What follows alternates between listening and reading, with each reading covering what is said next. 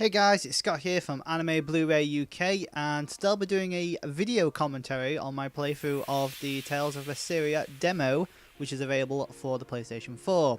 So when you start the demo, you get two different options. We've got the left-hand side, which is a bit of more of a story-related demo, as well as the right option, which is red, which provides more of a gameplay action aspect. So to start off with, we're going to go with the story route. Now, this particular playthrough will be pretty much slow, and I'll just chime in my voice whenever I feel like it. But the first sort of demo playthrough that we're doing here takes place on a beach, and each time you enter a fight, which is whereby you just walk up to the opposing character, the fight will commence. And each time the fight starts, you'll be given sort of a basic tutorial on what you need to do. So this first fight here is telling us to use all of the attack buttons, which is circle, triangle, X and square, and we need to attack the opponents with each of those commands twice before it allows us to progress through the battle.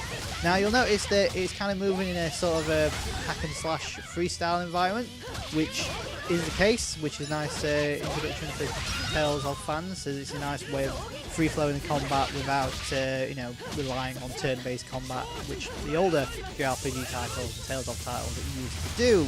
Now you will notice, or you may not notice, but at the bottom of the screen we have the health bar for all of the characters that are currently active in the fight, and they will go up and down. The HP and the PP will go up and down depending on the attacks being used per each fight.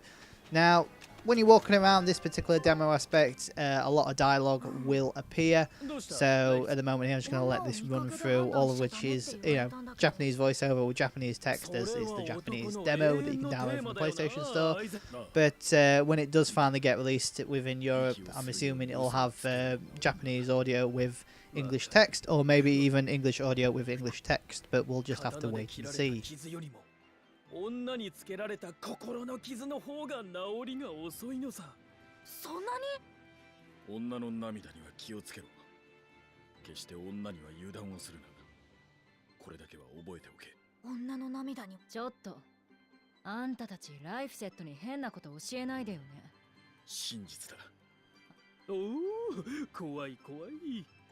剣士も海賊も女で苦労しとるようじゃの。わしはお主らに強い同調と深い同情を感じるぞ。今のベルベット。ベルベットは六郎たちを食べたりしないし、女を見かけで判断するなという。そしてお前はそれができているようだ。うん。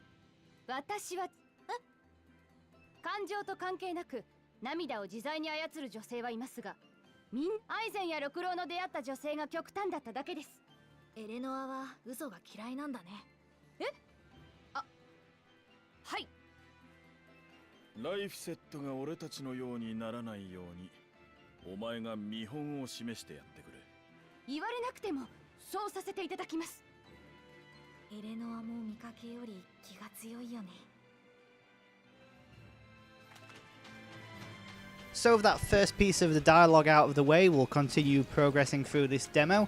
So at the top left hand side of the screen, you've got your mini-map, and the points of interest are highlighted in the green and the sort of exclamation mark. You will also notice that on the mini-map there's a selection of dots that are following your train of character. These are basically the footsteps that you've taken to get where you are. So if you wanted to backtrack, you could use that mini-map to see where you've come from, which is quite a nice little touch and not something that I've seen added before in other JRPG titles. いろいろと微妙な話が多くての。話せる範囲で説明するでふよ。なら前から気になってたんだけど、その帽子取ったらどういう顔なの？いきなりダメなわけ？そのハットのリボンピラピラして邪魔だろう。ほどいていいか？バーッと絶対にダメでふ。このリボンだけはほどいちゃダメなんでふ。どうして？それも絶対に言えないでふ。話せないことばっかりじゃないの。なんなら話せるわけ？例えば僕たちがどんな種族かとか、精霊界における位置づけとか能力とか。あ、それ聞いてみたい。では教えてあげますからよく聞くでふよ。僕たちはノル民族というれっきとした精霊の一種族なんでふ。他の精霊と比べると自然を操る霊力は落ちるでふが、他者の力を引き出し強化する能力に秀でてるんでふよ。お便利パワーアップ精霊ということじゃな。別名凡霊だ。おお、バット。その呼び方はノル民族のトラウマでふよ。どうしてトラウマなのです？その呼び名のせいで平凡だと思われるんでふ。それが嫌でみんな個性を出すのに必死なんでふよ。それであなたは妙な話し方をするのですね。なんだか平凡な悩みだな。ピエーン、平凡って言うな。 So as you've probably figured out by now, this first demo has got pretty much a large amount of dialogue that you've got to, in a sense, sit through. I mean, you can skip it all if you prefer, but I just decided to let it play through in case there's anybody out there that can understand what is going on. Now, this second fight that we've entered ourselves in, as you can see, up against several different squid monsters, and the objective we've got to do here is to defend an attack. And then once we've defended or successfully blocked an attack, we are then able to attack as normal. Now, yet again, at the bottom of the screen, you've got your 4 characters health bar, but what you can also do is by pressing up or down on the D-pad, you can quickly change the character that you're using. So you may notice that I changed from the protagonist of the series, or this particular game at least, to one of the other subordinate characters. And you can also use the left and right D-pad to change across all of the characters and interchange their loadout as well, which is quite a nice little way of switching out characters during combat without having to access any type of menus. So that's quite a nice little addition to the game there.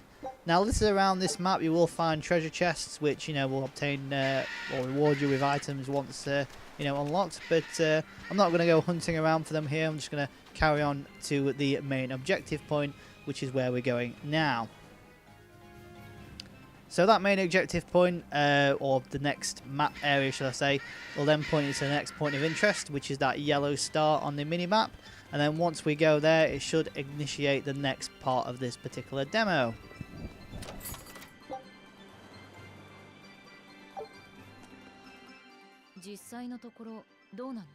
Eh? 精霊と器の関係、意識や感覚の共有みたいなものはあるの？あ、うん。体の中に入ってる時にはエレノアが見たり聞いたりしたことはわかるよ。でも気持ちや考えてることまではわからない。箱に入っても箱の気持ちはわからないでしょ。そういう感じか。ならできるだけエレノアを一人にする時間は作りたくないわね。一緒にお風呂に入るのは嫌だよ。わかってる。あんたも年頃の男の子だもんね。お風呂は鼻炎風。あいつは違うか。私かマギルーが何とかするとして。あんたとエレノアの間でどんな線引きしてるの？寝るときは？寝る前に話をすることはあるけど、ベッドで隣に寝たりはしないよ。エレノアの体の中に入ってる方がエレノアが起きた時にも気づきやすいし。夜中に起き出したことがあったの？うん、今のところはないよ。それにすごくよく寝てる。ベルベットたちと一緒にいるときは顔が怖いけど、寝てるときはもっと優しい顔っていうか、髪も下ろしてるし、なんか可愛いって思った。へえ、ああいうのが好みなんだ。でもそれはそれ、監視は監視。でも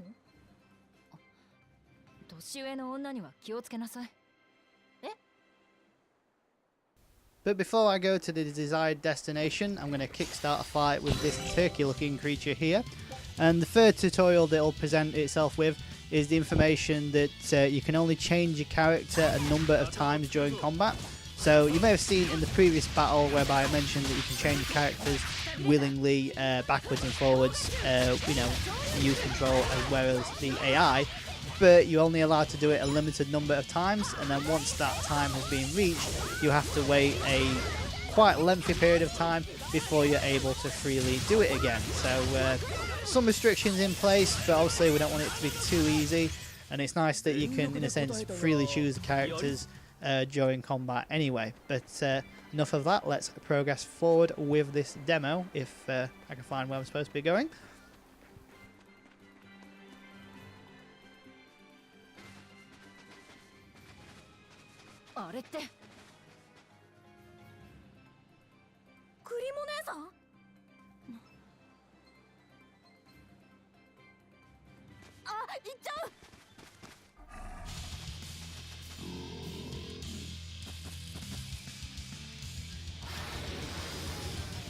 So in case you haven't guessed it by now, the objective of this first demo, which has some storyline aspects to it, is to go and find this boss and defeat it. Now, this particular tutorial here is saying that you only get 4 attacks or 3 attacks, depending on the character being used, at a time, before you have to wait a moment before you can commence attacking. These are illustrated by this sort of heart star type objects located on your health bar, or your attack bar, or whichever you'd like to call it. And as you can see here, as I'm walking around, it is slowly regenerating for me to use on the attack.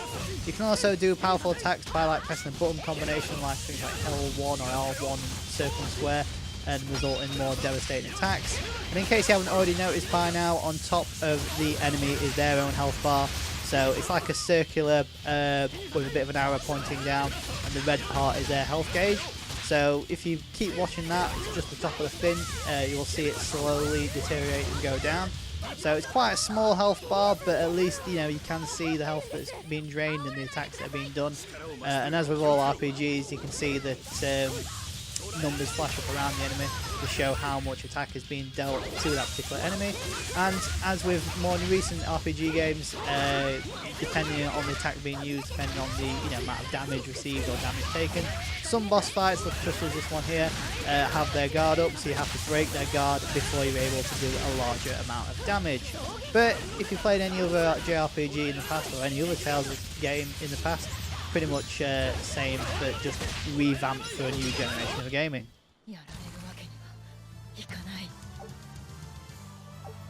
So with that boss fight done and the rewards gained, that part of the demo comes to its conclusion.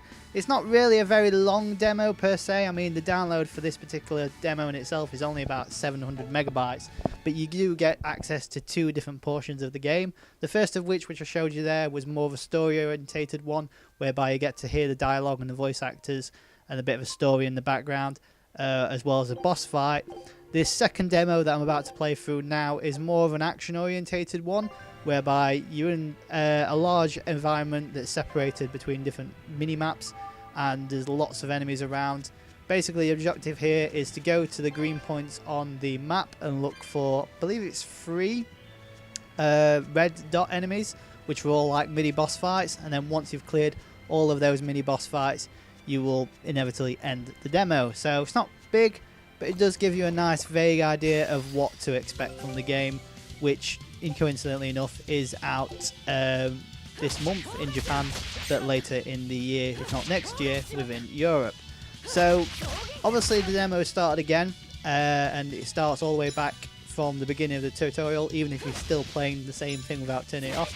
So yeah, again, this first tutorial battle here is saying that the different buttons are used to attack, which are circle, triangle, X and square, and we have to do them, all of them, so that's 4 buttons twice, so 8 buttons in total on these enemies here before we can progress forward with the fight. Now, all the fights, as you see, do become quite complex, with lots of different enemies going off the screen, lots of different attacks going off at once, and before you know it, the fight has ended before you've even had a chance to press a button. So the fights aren't going to take too long, unlike previous like Final Fantasy matches, which can take absolutely ages. Finding items isn't just in chests. You can look for items scattered around on the floor, such as there was a particular item that was up on a rock, and you can press circle to find the item and gain it. You can also, as you see just there walking around, avoid any enemies, so you don't have to take part in the fights. Reminds me a bit like Sword Art Online in a way, whereby if you don't want to engage with them, then you don't have to. The orbs, they just scattered around and you can collect willy-nilly. Here, I'm not entirely sure what the green marker point is that was there, but by pressing, I think it's the R2 button, you can like sort of summon this hoverboard. Yeah, you know, the hoverboards that all the craze went after earlier in the year, and you know, mosey on around the actual map, so it's a nice way to get around. Now you'll notice on this second mini map that there is a red dot on it. Now that's in a sense the destination of where we're supposed to be going. So I'm just trying to get at the moment here to this chest, which I thought I could get around this way, but it turns out I couldn't, and you actually have to go all the way around. But that's another story for another time. So yeah, like I say, the objective for this second demo is to find all the red dots, which is inevitably a mini boss fight, defeat all the mini bosses, and then it's, you know, in a sense, that's the end of the demo. Like I say, it is more combat orientated to get you an idea of what battling various different enemies in a short period of time would be like. And as with all the other you know, parts of the demo, the tutorial section telling you how to do that, all of which is in Japanese, hence why I'm narrating this video, to give you a bit of an idea what the combat is like and how to perform it. So that second tutorial was more about defense, so pressing the R2 button, I believe it is, or L1 button to block the attacks. Now this was the treasure chest that I was trying to get to, but unfortunately I went the wrong way. But nevertheless, we're going to carry on moving forward and get straight to that red dot to take on the mini boss.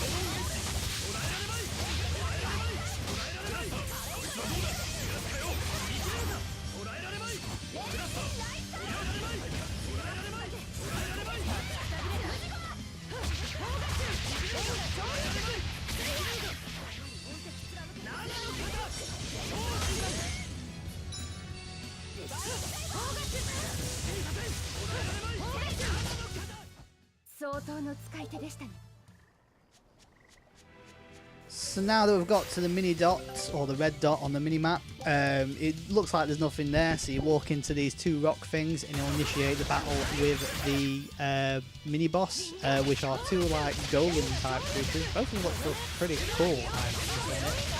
And in order to destroy these, you just have to simply attack them like a madman. But basically, use your various different characters to your advantage, use your different abilities to your advantage, and just get the job done. So what I'm doing here is attacking with the stronger attacks, and then switching between the actual characters I can do in order to beat the boss, which coincidentally took a lot less time than I expected it would. So let's progress forward.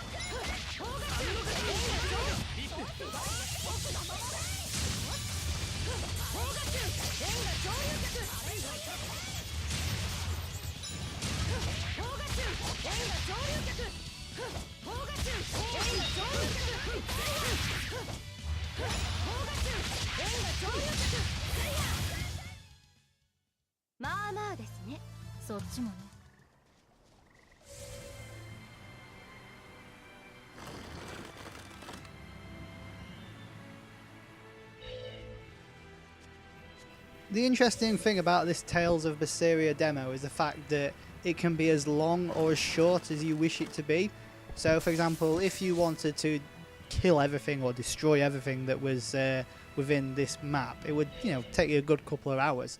But obviously if you just wanted to go directly to the objective and defeat the enemies, then obviously it's only going to take 5, 10, 15 minutes tops. So here we are, in a sense, I believe, at the final battle of this second demo part of the demo.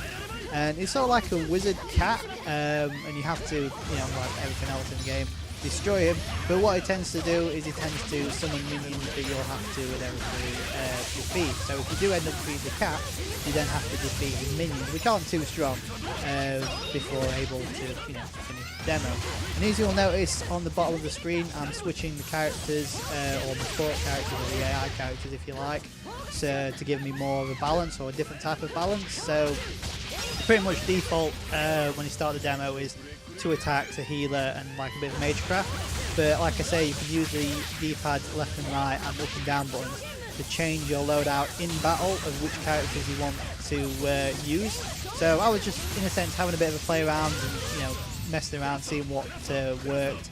I don't really think you notice what works or what doesn't work in this particular demo, as it's too short.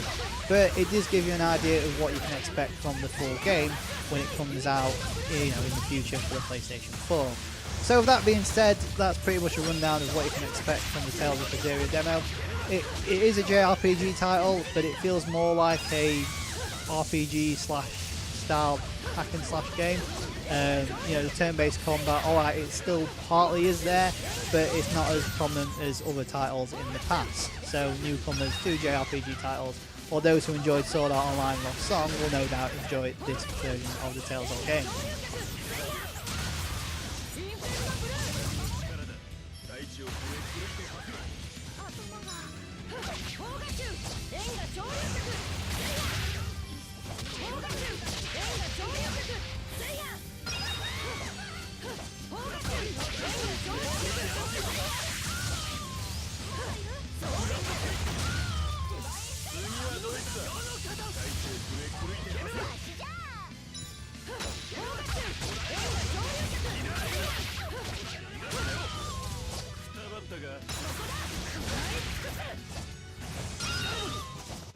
So Tales of Berseria will be coming out for the PS4 in the near future, but in order to get this particular demo, you'll have to download it from the Japanese PlayStation Network Store, which is only available, I believe, for the PS4. But the Tales of Berseria game will be coming out in PS3 as well in Japan.